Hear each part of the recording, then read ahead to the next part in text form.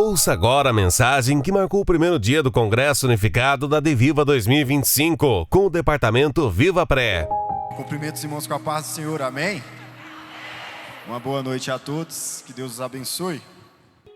Abra o exemplar da sua Bíblia, na carta aos Efésios, capítulo de número 3, a partir do verso 14.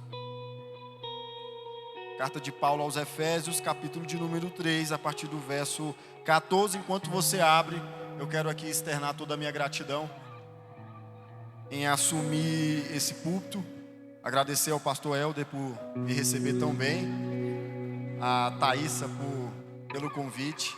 Está escrito assim: por esta causa me ponho de joelhos diante do Pai, de quem toma o nome de toda a família, tanto no céu como sobre a terra, para que segundo a riqueza da sua glória vos conceda que sejais fortalecidos com poder, mediante o seu Espírito no homem interior, e assim habite Cristo no vosso coração pela fé, estando vós arraigados e alicerçados em amor, a fim de poderdes compreender com todos os santos qual é a largura e o comprimento e a altura e a profundidade, e conhecer o amor de Cristo que excede todo entendimento, para que sejais tomados de toda a plenitude de Deus.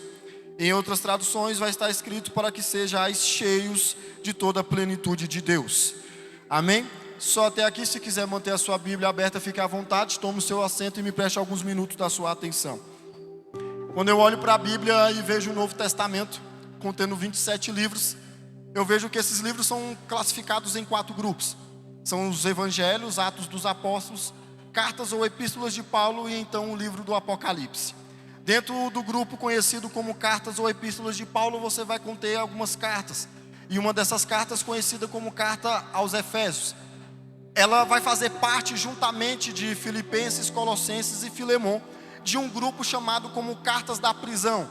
E o nome se dá justamente porque foram cartas que foram escritas pelo apóstolo Paulo enquanto ele estava sendo aprisionado em Roma. Então nós entendemos que tanto Efésios, como Filipenses, como Colossenses e Filemon são classificadas e conhecidas como cartas da prisão, haja vista que foram cartas escritas pelo apóstolo Paulo quando ele estava aprisionado em Roma. O que me chama a atenção é justamente a maior marca do ministério de Paulo. Aqueles que conhecem sobre a obra e o ministério através da vida de Paulo, vai ver que a maior marca do ministério dele é pregar aos gentios. Amém? Todos me ouvem? A maior marca do ministério de Paulo é levar o evangelho aos gentios. Isso foi decretado pelo próprio Jesus quando estava falando com Ananias, dizendo: Ananias, vai até Paulo, porque ele é para mim um vaso escolhido para levar o meu nome diante dos gentios. Quando você olha todo o contexto e entende quem eram os gentios, isso esclarece ainda mais a perseguição que eles sofriam por parte daqueles judeus religiosos. Porque gentil era todo o povo não judeu, e por não ser um povo judeu, automaticamente eles não faziam parte da nação de Israel, e por não fazer parte da nação de Israel, eles eram vistos como desprezíveis aos olhos de todos os judeus religiosos. Incluíam-se entre os gentios os romanos, os sírios, os gregos, e aí vai. E quando eu olho para o ministério também de Jesus, eu entendo que há uma necessidade, não de um evangelho entre 4 paredes, mas de um evangelho que precisa atingir todos os povos, nações e mundo afora. E Paulo vai se levantar no seu ministério justamente com esse objetivo, de levar o nome do Senhor, de levar o evangelho a esses gentios que eram vistos como pessoas e como um povo desprezível. E é por isso que você vai ver, principalmente no Antigo Testamento, que eles vão ser muitas vezes classificados como um povo pagão, como um povo idólatra, simplesmente porque não faziam parte do povo eleito e escolhido por Deus. E em vez disso, criar uma percepção de que o evangelho e de que a salvação de Deus precisa alcançar esse povo, acabou que criou dentro de todo judeu uma síndrome farisaísta. E o que é isso? Um orgulho, uma soberba, que vinha de todo judeu dizendo: olha, vocês não são um povo eleito, vocês não são escolhidos, então vocês não fazem parte da salvação. E de fato era assim, até que Cristo Jesus veio e não foi recebido pelos seus. E por não ser recebido pelos seus, ele vai deixar uma nova mensagem: a todos quanto receberam, deu-lhes o poder de se tornarem filhos de Deus. Então eu não prego apenas para alguém classificado como gentil. Eu não prego apenas para brasileiros, eu não prego apenas para pessoas que moram no São Sebastião, para as pessoas que saíram da Ceilândia, pessoas que saíram das redondezas, do entorno, do DF, estão aqui. Eu prego para aqueles que são classificados e agora são nomeados filhos de Deus, não importando a faixa etária, não importando a sua idade, não importando qual seja a sua trajetória, qual seja a sua experiência, o seu caminho, ou tudo aquilo que você construiu. O que importa é que a palavra que está sendo liberada é: você ainda é filho, continua sendo filho e vai ser filho até a eternidade, amém? E foi isso que os judeus não entenderam quando o Paulo se levanta. Quando ele se levanta para pregar o evangelho aos gentios, vai acontecer uma perseguição em cima de Paulo e do ministério dele, a ponto que os judeus usaram uma desculpa bem proveitosa e oportuna, mas injusta, de prender o apóstolo Paulo. Já explico para vocês, para a gente sair da introdução e caminhar para o raciocínio da mensagem. Paulo vai ser acusado pelos judeus de colocar dentro do templo um gentil pagão convertido, mas era gentil aos olhos dos judeus. E isso, segundo a análise e a interpretação dos judeus, era tido como uma quebra da lei judaica, uma violação da lei, colocar um gentil dentro do templo, onde esse templo para eles foram feitos apenas para aqueles que eram tidos como os filhos de Deus, como os escolhidos de Deus, o povo elegido por Deus. Agora eles vão infligir em Paulo um crime que ele nunca cometeu, simplesmente por causa do seu ego. Eles vão acusar: Paulo colocou dentro de um templo um gentil pagão, e diante disso, ele agora está desobedecendo a lei, ele agora está infligindo contra a lei. E o que eles vão fazer? Vão dar cabo de Paulo ali mesmo. Eles, enfurecidos, pegam Paulo e aprisionam ele dentro do templo em Jerusalém. Paulo agora vai ser julgado pelas autoridades lá. E quando ele é julgado, ele entende que na verdade ele está sendo julgado e está havendo uma conspiração contra a sua vida, a ponto que as autoridades também reconhecem isso e levam Paulo até Cesareia Marítima. Quando ele chega lá, ele agora vai ficar sob a custódia do romano local, do governador da cidade de Cesareia. E enquanto ele está esperando o seu julgamento sair, a sua possível condenação, novamente Paulo fica sabendo que os mesmos que prenderam ele, os mesmos judeus que conspiram contra a vida dele, estão novamente fazendo burburinhos, estão novamente fazendo planos para que Paulo seja julgado e condenado à morte. Até que Paulo agora vai exercer o seu direito como cidadão romano, porque, para quem não sabe, Paulo era um cidadão romano. E qual era o direito que ele vai exercer, senão aquele de clamar: eu apelo para César? Porque todo cidadão romano, ele poderia expressar isso: eu apelo para César. E o que Paulo está tentando dizer? Paulo está querendo sair justamente das injustiças, dos julgamentos injustos. Está querendo dizer: eu quero ser julgado lá em Roma, porque eu sei que lá em Roma não haverá injustiça como está acontecendo aqui. O pedido de Paulo é aceito. Ele é levado sobre uma custódia militar para ser julgado lá em Roma, sobre as autoridades romanas. Só para você entender o contexto, quando Paulo chega em Roma, ele agora vai ficar dentro de uma casa. Traduzindo, ele vai ficar em prisão domiciliar. E por 2 anos, Paulo vai ficar nessa prisão. Ele não pode sair, mas pode receber visitas. E é justamente nesse cenário que Paulo vai escrever a carta de Efésios. Esse é apenas a introdução. E não somente a carta aos Efésios, mas também Filemão, Colossenses e Filipenses. É dentro de uma prisão domiciliar que Paulo vai escrever sobre Efésios. E aqui eu começo a pregar a mensagem de Deus, porque é interessante que o conteúdo de Efésios, quando você abre a carta aos Efésios, Paulo inicia falando sobre amor. Quando você vê o final da carta aos Efésios, Paulo finaliza a sua carta falando sobre amor. Mais especificamente, Paulo vai usar o verbo ágape, que significa amor, 19 vezes. A pergunta que eu lanço para a igreja, para todos aqueles que estão me ouvindo, para todas as faixas etárias que aqui estão, é: como é que alguém está em prisão domiciliar, aguardando o julgamento das autoridades romanas, podendo ser condenado à morte, mas o conteúdo da sua carta fala sobre amor? A pergunta que eu faço é: como alguém está dentro de uma prisão, mas o conteúdo da carta que ele está escrevendo é sobre amor? Aqui eu aprendo que falar sobre o amor em meio à prisão. Aqui eu aprendo que falar sobre cura enquanto nós estamos machucados. Falar como ele fala na carta aos Filipenses: alegrem-se no Senhor em meio às dores. Não é sinal de fraqueza, mas é para quem entendeu o evangelho verdadeiro. Paulo está aprisionado, mas está falando sobre amor. E se ele fala sobre o amor no início da carta, se ele fala sobre amor no final da carta, o capítulo 3, que é o meio da carta, não vai ser diferente. Sabe como é que ele inicia a carta? Eu estou aprisionado por amor a vocês, gentios. E ele fala: não desfaleçam por causa disso, antes se gloriem no Senhor. Mas na frente você vai ver todo destrinchado o conteúdo de Paulo. Até que ele fala: por esta causa eu me coloco de joelhos. Traduzindo, Paulo está dizendo: eu estou sofrendo, estou aguardando julgamento, posso ser condenado, mas eu me alegro porque eu faço isso por amor aos gentios, porque me foi entregue a essa responsabilidade. Até que Paulo chega no momento em que ele começa a falar.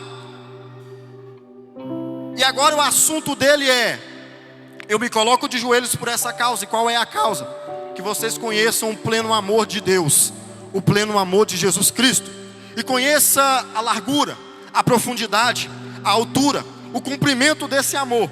E ele faz um complemento: para que vocês sejam cheios de toda a plenitude de Deus. Paulo dá uma condição: para que eu venha ser cheio de toda a plenitude de Deus, eu preciso conhecer sobre o amor de Cristo. E a pergunta que não quer calar: o que é plenitude, Lucas? O que é plenitude? Se você for olhar no dicionário bíblico de estudo da Bíblia, Almeida, plenitude significa a totalidade da presença de Deus. Plenitude significa toda a abundância do Senhor. Se você for pesquisar o significado da palavra plenitude no dicionário da língua portuguesa, você vai ver que é o estado daquilo que é inteiro, daquilo que é completo, de toda a sua totalidade. Então, traduzindo, plenitude de Deus é eu estar cheio de tudo aquilo que Ele tem para me oferecer. Plenitude, está pleno, está cheio da plenitude dEle. Nada mais é do que eu estar cheio da natureza e do caráter de Deus. Mas Paulo faz um alerta. E qual é o alerta? Para que eu venha ser cheio dessa plenitude, para que eu venha ser cheio da totalidade de Deus, existe uma condição. E qual é essa condição? Se não há conhecer o amor de Cristo. Aqui vai apertar. E depois vocês conversam com a Thaísa que me chamou. Cobrem ela. Mas eu vou entregar aquilo que Deus colocou no meu coração. O que determina eu estar cheio não é o talento que eu exponho no altar, mas é como eu ando tratando a minha esposa dentro de casa. O que determina eu ser cheio não é eu fazer parte simplesmente de um conjunto num departamento dentro da igreja, mas é como eu ando tratando os meus filhos dentro de casa. O que determina eu estar cheio não é eu estar em cima do altar com o microfone na mão cantando, mas é como eu ando tratando os meus pais dentro de casa. Porque estar cheio da plenitude dele é ter o conhecimento do seu amor. E uma pessoa que conhece o amor dele nunca mais permanece a mesma. Ele até pode algum dia dar uma quedinha, se desviar, mas quem participou do Santo dos Santos sabe que o lugar dele permanece ali. Você faz um favor para mim, eu sei que muita gente não gosta disso, mas eu estou pregando no congresso de pré-adolescentes e adolescentes, então vamos interagir comigo. Olha para o seu irmão, dá uma cutucada nele, vai lá, vai, me ajuda aí. Olha para o seu irmão, dá uma cutucada nele, fala: nem para desviar você presta. Vai, fala comigo: nem para desviar você presta. Porque quem nasceu para ser do lugar santo não sabe viver em outros lugares. Quem nasceu para ser do céu não se contenta com aquilo que o mundo tem para oferecer. A sua identidade não é mundana, a sua identidade foi escrita com o sangue do Cordeiro. Já dizia o apóstolo Paulo: a minha cidadania é na Nova Jerusalém. Aleluia. Vamos continuar. Paulo vai dizer: a condição de vocês estarem cheios da plenitude é conhecer o amor. Se precisamos conhecer o amor para ser cheio, precisamos falar dele. Não tem para onde fugir. E como não encher a boca para falar de Jesus? Como o coração não acelera, palpita, pulsa mais forte ao falar de Jesus. Eu olho para um Jesus que quando pisou nessa terra e iniciou o seu ministério, ele escolheu para si 12 apóstolos. Vamos interagir ainda mais, vocês me permitem? Quem aqui é corajoso? Eu preciso de um jovem de 15 anos para subir aqui rapidão, porque o meu tempo é rapidão. Vem cá. Quem é o corajoso? 15 anos aí. Não vai dizer que não tem ninguém de 15 anos aqui. E não venha subir de mais idade aqui não, que Deus vai revelar, tá bom? Vamos lá rapidão. Eu preciso de um jovem de 15 anos. Quem tem 15 anos aí? Na nave da igreja. 14 anos. Gente. 14 anos, tem alguém? 13 anos, ó, já diminuiu. Vem cá. Rapidão. Quem tem 13 anos aí? Esse aí tem? Vem cá, rapidão. Vem, pode vir. Vem. Aí, achei, tá vendo aí? Ó? Ele é corajoso.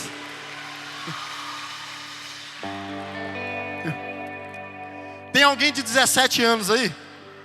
Tem? Ó, achei lá, vem. Já avistei você. Fica aqui do meu lado, meu querido, como é que você está? E é bonito, hein? Rapaz. Se tiver de 15 anos, por gentileza, vem, 14 anos. Vem, eu preciso de um monte de gente aqui em cima. Pastor, não se escandaliza não, o senhor já vai entender qual é o mistério de Deus. Como é que você tá? 16 anos, tem alguém? 16 anos? Ó, já tá vindo? Vem, exato. Oh, rapaz, Deus está levantando um exército agora. Agora os homens queriam coragem, tá vendo? É só vir um primeiro que vem, sai vindo todo mundo. 17 anos, se tiver ainda vem. 18 anos, vem. 15, 16, 14, veio mais um. Vem, que vocês vão entender aqui, vai ser rapidinho. Oh meu Deus, que mistério é esse que o senhor está fazendo? Tem mais ninguém? 17 anos, 18 anos, 19 anos, 15 anos, 14 anos. Pronto, posso encerrar aqui? Você vai perder a benção, hein?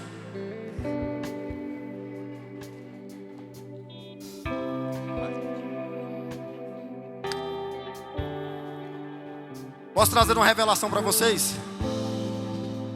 Vocês estão olhando para os discípulos de Jesus.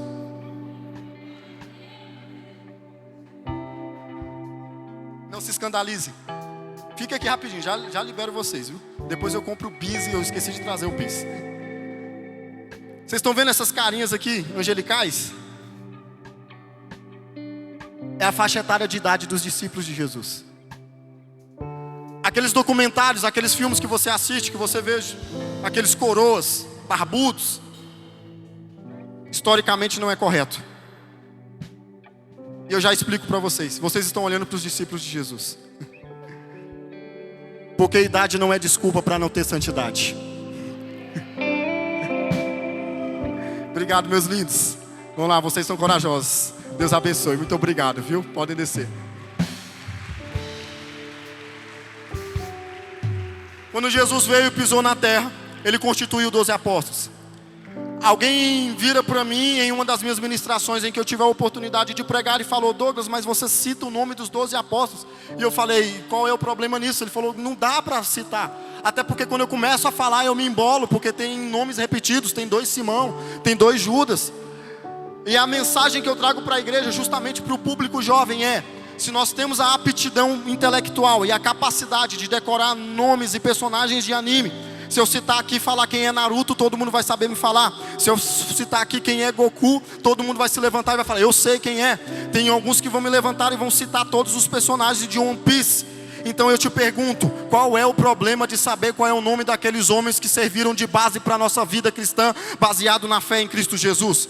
Quando Jesus veio e pisou nessa terra, ele vai escolher um homem chamado André, aquele que era irmão de Simão Pedro. Já temos 2. Ele escolhe Pedro, Tiago e João. Tiago e João eram filhos de Zebedeu. Eu olho para Filipe e também vejo que ele escolhe Natanael, que é conhecido como Bartolomeu.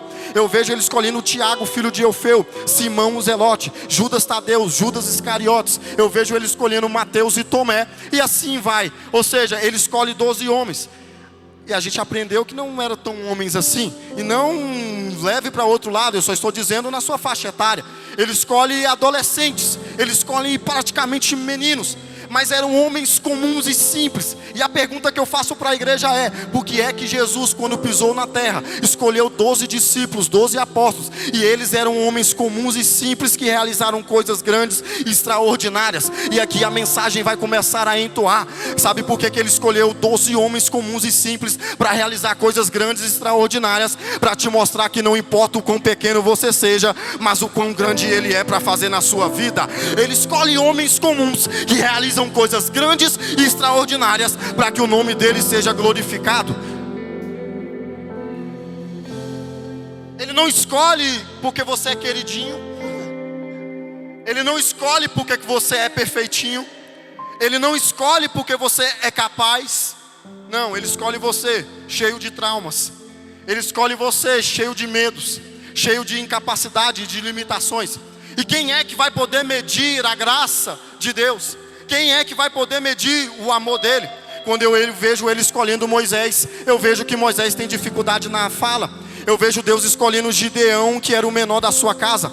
Eu vejo Deus escolhendo Jefté, que foi expulso da sua casa pelos seus próprios irmãos porque era filho bastardo. Eu vejo Deus escolhendo um Davi, que era o menor dos seus irmãos. Eu vejo Deus escolhendo Jeremias, que falou: Senhor, mas eu nem sei falar porque ainda sou menino. Eu vejo Deus escolhendo Amós, que não era profeta e nem filho de profeta, apenas um boiadeiro, cultivador de figos, mas mesmo assim Deus ainda escolhe ele. Eu vejo Deus escolhendo Isaías, que vai olhar e vai dizer: mas Senhor, eu sou um homem de impuros lábios. O que é que Deus está tentando nos dizer? Que Ele não está chamando quem é bom, Ele não está chamando aquele que se auto-acha capacitado. Ele continua chamando quem é pequeno e quem é dependente da graça dEle para realizar a obra do Evangelho.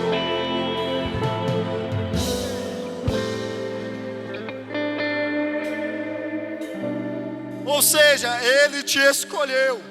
E ponto final. E sabe qual foi a maior virtude? Sabe qual foi o maior feito na vida dos discípulos? Não foi ter visto Jesus realizar milagres e curar o povo. O maior feito na vida dos discípulos não foi ver Jesus acalmar a tempestade, andar sobre as águas ou multiplicar pão e peixe. O maior feito na vida dos discípulos foi ter ouvido Jesus falar: vocês são meus amigos. Porque a nossa geração precisa compreender, e desde o mais moço, que não há nada mais importante do que ser amigo de Jesus. Porque nem toda a amizade do mundo substitui a única amizade de Jesus. Posso não ser conhecido pelos homens, posso não ter o meu rosto em cartazes, mas se eu ouvir naquele grande dia o meu nome e Ele chamar, e ainda dizer: muito bom, servo bom e fiel, vai valer a pena. Porque a maior virtude de uma geração é uma geração que conhece o seu Deus. O maior feito dos discípulos não foi quando Jesus nomeou eles apóstolos, mas foi quando, em um cenário de um grande cenáculo todo mobiliado, o momento era a última ceia de Jesus com os discípulos aqui na terra. Os participantes, os próprios discípulos de Jesus, Ele vai dizer: vocês são meus amigos.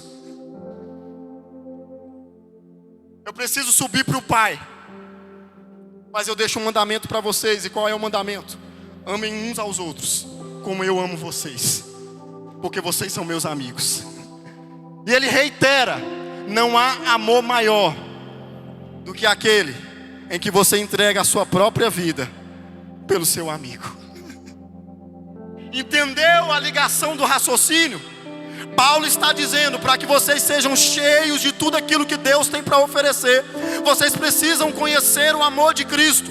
Cristo está no último diálogo antes de subir ao Pai, e o diálogo entre Ele e os discípulos é: eu vou subir ao Pai, deixa o mandamento: amem uns aos outros, porque vocês são meus amigos. E não há amor maior do que esse, entregar a sua própria vida pelo seu amigo. E sabe o que eu mais amo em Cristo? Porque Ele ensina.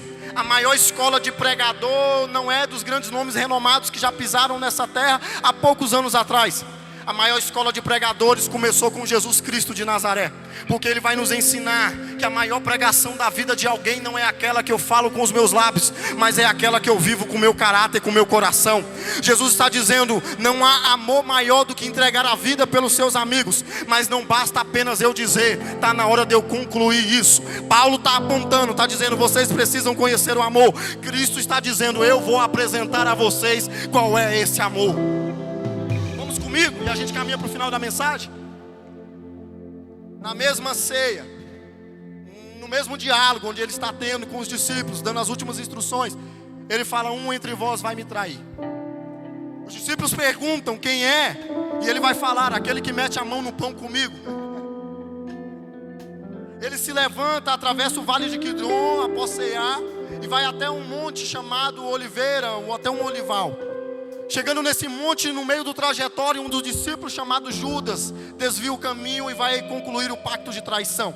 Quando ele está no Monte das Oliveiras, ele vai entrar dentro de um jardim conhecido como o Jardim do Getsêmani.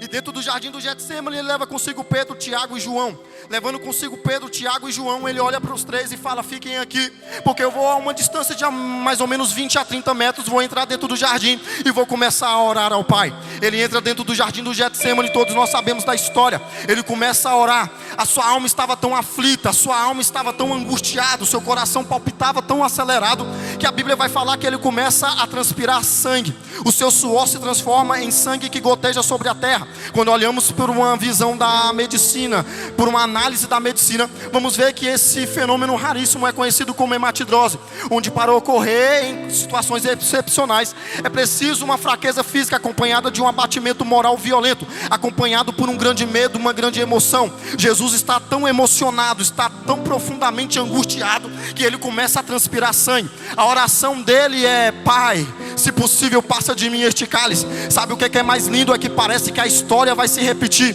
porque quando olhamos para a Bíblia, lá no início, em Gênesis, nós vemos que houve um Adão que também estava dentro de um jardim chamado Jardim do Éden.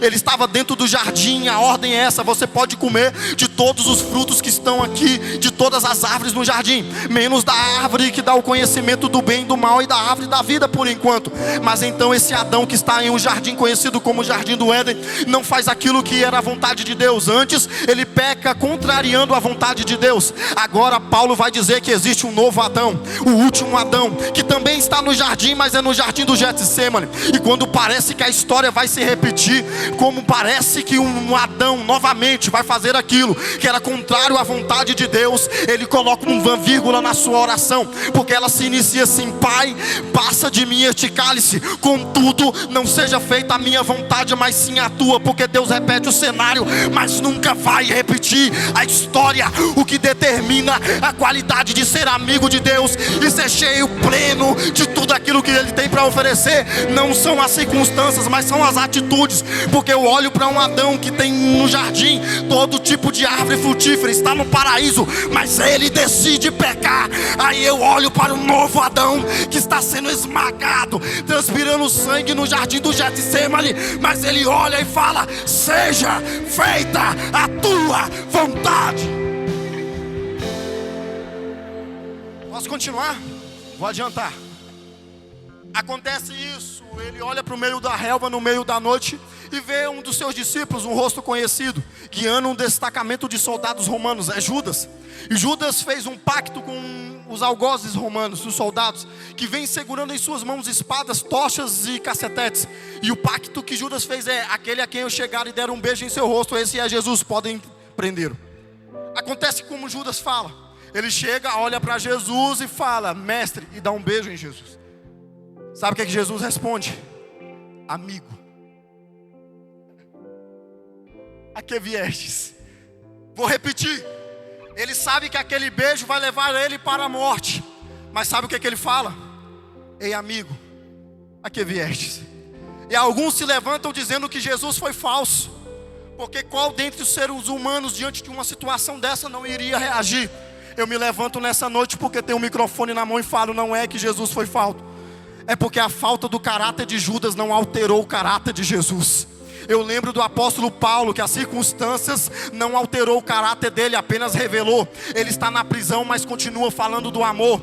Independente de qual seja a situação e do momento em que você está passando, a presença que você carrega tem poder para influenciar o ambiente. Aquele que carrega a identidade de Cristo não é influenciado pelo ambiente, mas tem poder para influenciar o ambiente. Ele é preso, é levado até Anás, Caifás, depois é levado até um homem chamado Pôncio Pilatos. E diante de Pilatos ele agora vai ser julgado. E eu vou resumir a história para poder chegar no cerne da mensagem e encerrar, porque todos nós conhecemos. Pilatos vai dizer: mandem açoitá-lo. Desculpa, adolescentes, mas eu preciso pregar a realidade de que o amor nos amou, mas isso custou muito. Sabe como é que o nosso Jesus vai ser flagelado? Através de uma arma chamada flagelo ou azorrague. Ele é despido. Parem de desenhar o nosso Jesus com um pano em suas partes íntimas. Ele estava despido, totalmente nu. Colocam ele em frente a uma coluna, amarram os seus braços e as suas mãos acima da sua cabeça. Pegam a azorrague ou flagelo, que era a arma que era utilizada para flagelar aqueles que deveriam sofrer os açoites. Sabe como é que era essa arma? Um pequeno pedaço de madeira, com 12 tiras de couro compridas e crus. Nas extremidades de cada couro havia mimalha de ferro, osso de carneiro quebrado e pequenas bolinhas e esferas metálicas. As bolinhas, quando batidas no corpo de Jesus, rasgavam a sua pele com pequenos cortes, dando um inchaço. O resto, a mimalha de ferro e o osso de carneiro quebrado, continuava o serviço. E agora sim havia uma contusão mais séria em Jesus, porque os cortes eram mais profundos. E Isaías, o profeta, vai dizer que Jesus foi flagelado de tal forma que dava para ver os seus órgãos internos. Sabe o que é mais interessante? É que, segundo a tradição romana, existia uma brincadeira entre os algozes que estavam flagelando o prisioneiro. Sabe qual era a brincadeira, Axa? Eles apostavam que nenhum prisioneiro aguentava mais do que 10 flagelos em pé. Mas diz a mesma tradição que eles desferem o primeiro golpe em Jesus, o segundo, o terceiro, o quarto, o quinto, o sexto, o sétimo, o oitavo, o nono, o décimo. E sabe o que acontece? Ele continua de pé. Eles já quebraram todo tipo de expectativa, já perderam as apostas. Mas a tradição romana diz que eles ainda continuam dizendo: ele não vai sustentar o próximo açoite, o próximo flagelo. Então vem o 11º, o 12º, o 13º, o 14º, o 15º. E sabe o que acontece? O nosso Jesus continua de pé. Vem o 16º, o 17º, o 18º, o 19º, o 20º, o 21º, o 22º. O nosso Jesus continua de pé. Eles agora começam a bater nele com mais força, porque estão perdendo as apostas.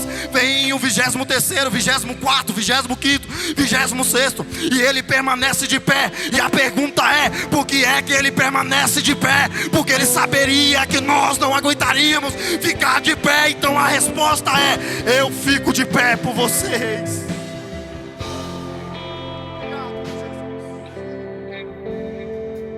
Acaba isso. O trajeto agora é de 600 metros. Jesus anda com os pés descalços em um chão de todo irregular, com pedras e pedregulhos.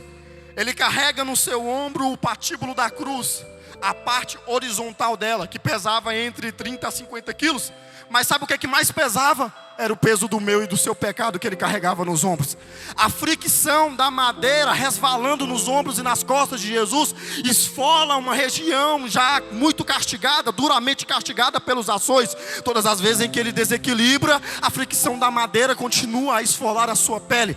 Ele, já cansado, arrasta um pé após o outro do pretório, lugar onde ele foi julgado pelo procurador romano Pôncio Pilatos, até o suplício, lugar conhecido como Calvário, que em hebraico significa Gólgota, que significa o Monte das Caveiras. Ele chega até o Monte da Caveira. Há uma frase que vai dizer: olha, o Calvário aponta para como os homens podem ir longe nos seus pecados, mas também aponta para como Deus pode ir longe para salvá-los. E lá no Calvário, pegam ele e agora colocam sobre a parte da cruz vertical, chamada estipe, que já recebera a parte horizontal. Sabe a sua mão? Pegam pregos e na dobra de flexão do punho começam a martelar a sua mão. E entendam que o que foi utilizado não eram pregos comuns, porque os pregos comuns têm a sua ponta afinada para facilitar a penetração, mas era um prego chamado cravo. E o que diferenciava dos pregos comuns é que o seu corpo era quadrado, não facilitava em nada a penetração. Utilizam-se 3 cravos, um em cada mão e uma nos pés. A gravidade tende a fazer com que o corpo de Jesus vá para frente. Os seus braços esticam e os músculos responsáveis pela aspiração e expiração começam a se contrair. Então o seu pulmão começa a se comprimir, ele começa a sentir falta de ar. Sabe o que é que o meu e o seu Jesus faz? Está vendo o cravo que prende os pés dele? Ele sustenta o peso do seu corpo sobre esse cravo, coloca-se de pé na cruz, e então agora ele tem alguns momentos para poder respirar. Só que essa posição também gera um desconforto nele, porque os seus braços esticados começam a reagir e começam a se contrair, generalizando em uma cãibra muito insuportável. Começa uma queimação nos antebraços de Jesus, que agora começam a atingir o seu braço, parte para os seus membros inferiores e começa a atingir todo o seu tronco.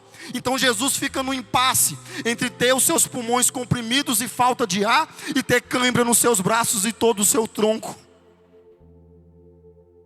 A crucificação dele durou de 9 horas da manhã até as 3 horas da tarde. Fique de pé por gentileza, porque eu já vou finalizar. Você já vai entender.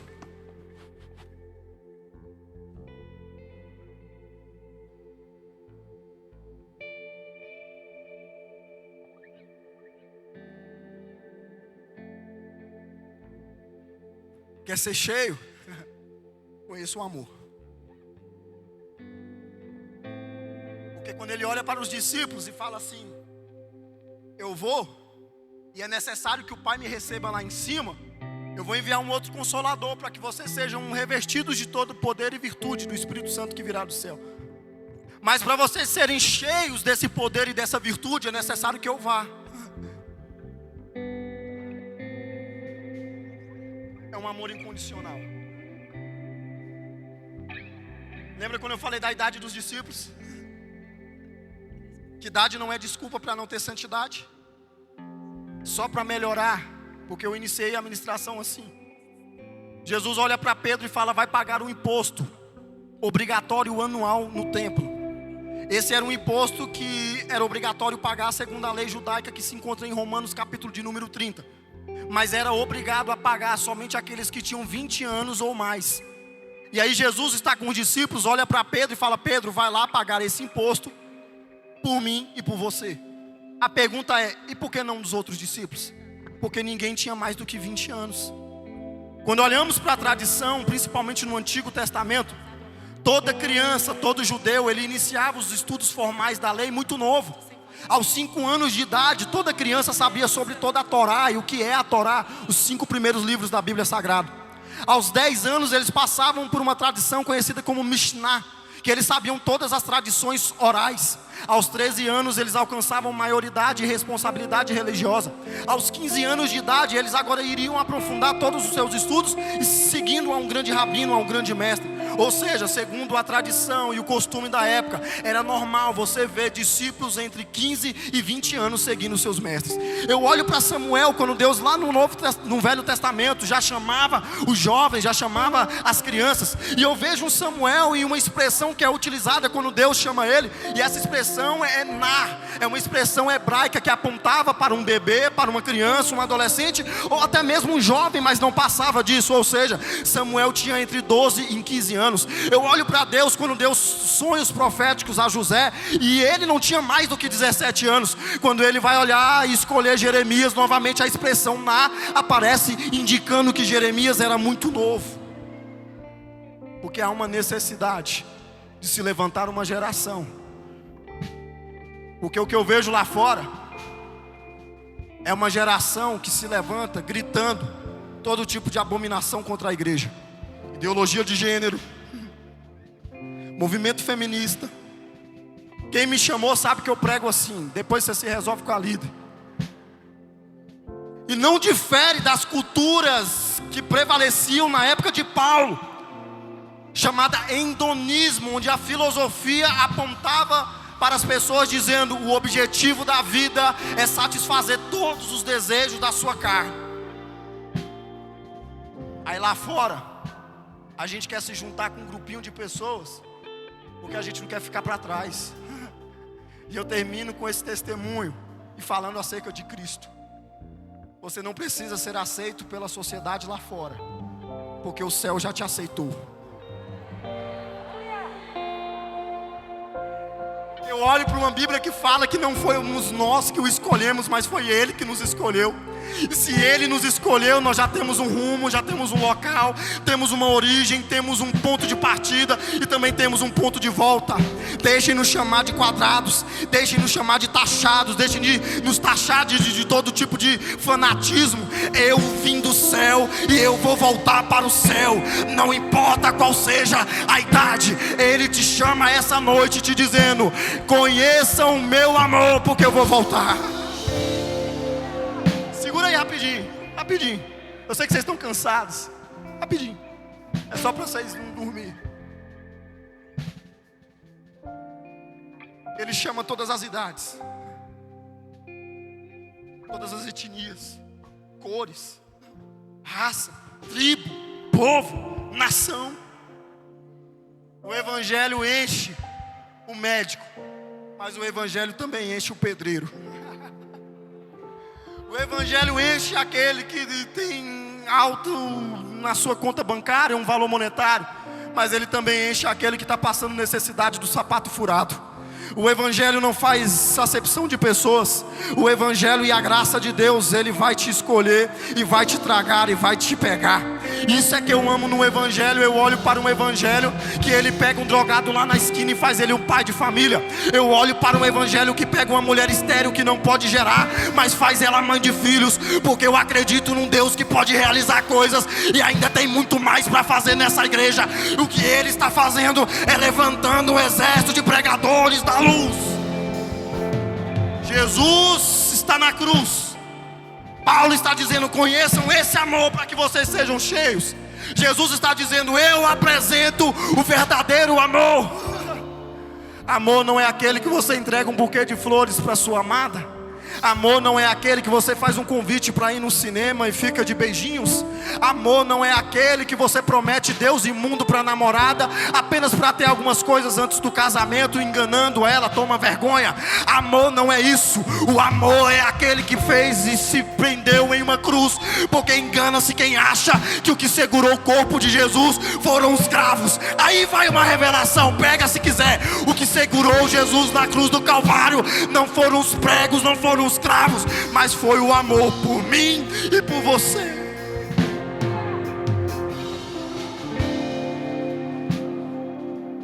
Agora que vocês conhecem o amor, vocês podem ser cheios de toda a plenitude de Deus, Rax. Sabe qual é o problema da geração? E aqui de fato eu encerro. É não conhecer esse Deus. Uma vez me perguntaram quais são os personagens que você mais se agrada na Bíblia. Eu falei aqueles que não têm muita fama. Quem se lembra de Enoque? Hã? Vocês estão pulando Bíblia não na hora de ler a genealogia, né? Hã? O sétimo depois de Adão. Qual foi a maior virtude de Enoque, Lucas? Andou com Deus de tal maneira que para si Deus o tomou. Enoque não é apresentado como um grande evangelista. Enoque não é apresentado como um grande pregador. Enoque andou com Deus de tal maneira que Deus para si o tomou. Esses são e continuam sendo os maiores personagens da Bíblia. Homens que abriram mão de tudo. E a nossa geração precisa ensinar essa geração o que é ser cheio da plenitude de Deus. Então eu faço um convite. Vocês podem vir aqui para frente, por gentileza? Vem pro tio. Meu Deus, eu sou tio. Um dia desse eu estava com a idade de vocês, cara. Passa muito rápido. Pode vir, pode ficar de frente para a igreja.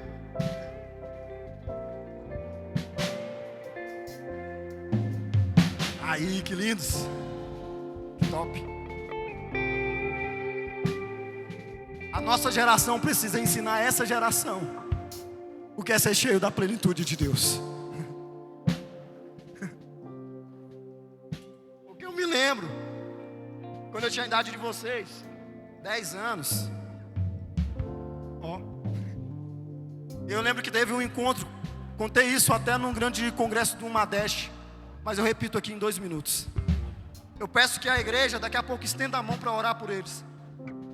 Quando foi feito um convite para eu ir no retiro da igreja, e a minha família não era cristã. A minha mãe alcoólatra, o meu irmão dando trabalho, a minha irmã fugindo de casa. Deus olhou para um menino como eu, que não tem nada para oferecer, e a graça dele me alcançou. Foi feito um convite para mim quando eu tinha 10 anos.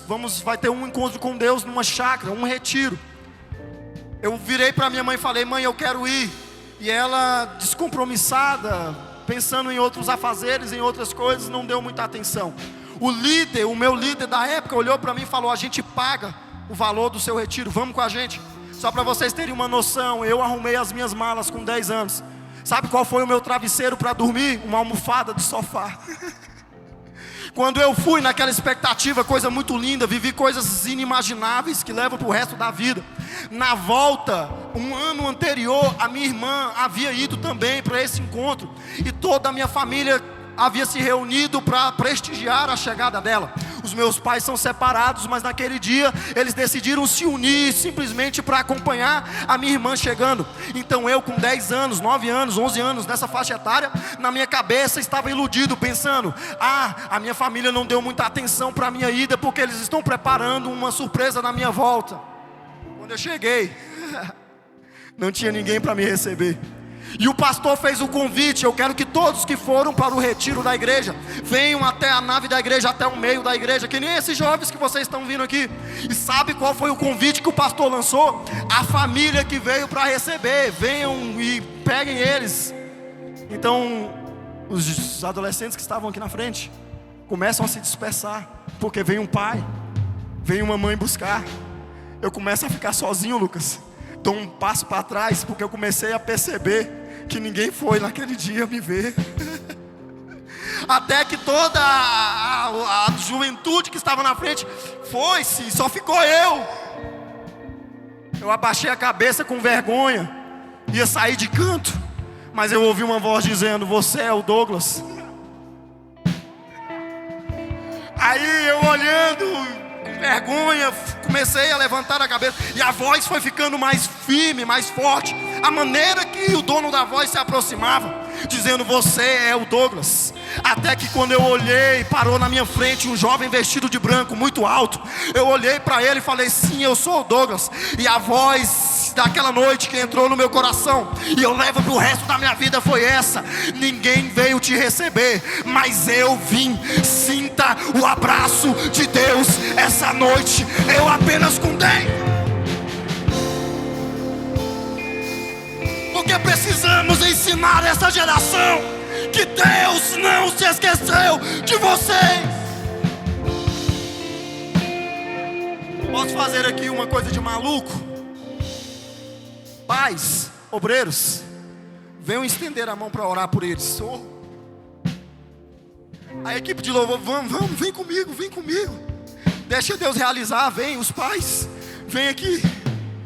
E se você ver uma criança que o pai não veio, porque só Deus sabe a necessidade dela, estende a mão sobre ela, porque precisamos blindar essa geração, porque eu ainda acredito na minha geração. Agora que vocês conhecem o amor, vocês podem ser cheios. Sinta um abraço do Senhor. Você é amado, você é amada. Deus te escolheu. O que define você? Impressionante, infinito, ousado amor de Deus. Oh, que deixas 99 só pra me encontrar. Não posso comprá-lo, nem merecê-lo.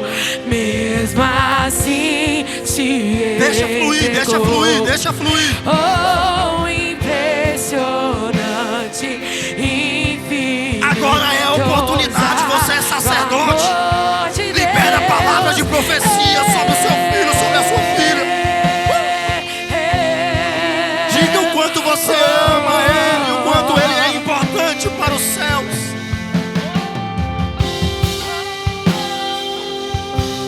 Eu vou lançar o último repertório, você começa a estar com você. Continue orando. Continue.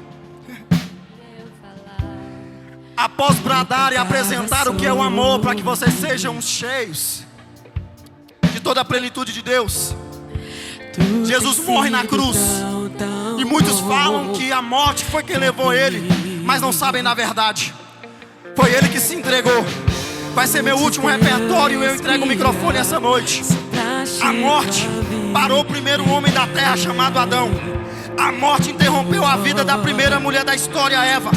A morte acabou com a vida de Noé, do pai da fé Abraão, Isaac, Jacó e do grande sonhador José. A morte parou Moisés, Arão, Josué e Caleb. A morte derrotou Débora, Gideão, Sansão, Ruth, Noemi, Samuel. A morte venceu Saul, Davi, Salomão. A morte parou Eliseu, Esdras, Neemias, Esther. A morte ceifou a vida de Jó, Isaías, Jeremias, Ezequiel, Daniel, Oséias, Joel, Amós, Obadias. A morte alcançou Jonas, Miqueias, Naum, Abacuque, Sofonias, Ageu, Zacarias e Malaquias. A morte parou André, Pedro, Tiago, João, Filipe, Natanael. A morte parou Simão Zelote, Judas Iscariotes, Judas Tadeu, Tomé e Mateus. A morte venceu João Batista, Maria, Pilatos. Mas quando ela chegou diante de Jesus, pendurado na cruz do Calvário, ela encontrou alguém que conseguiu vencer ela. E venceu por quê? Por amor a mim e a você.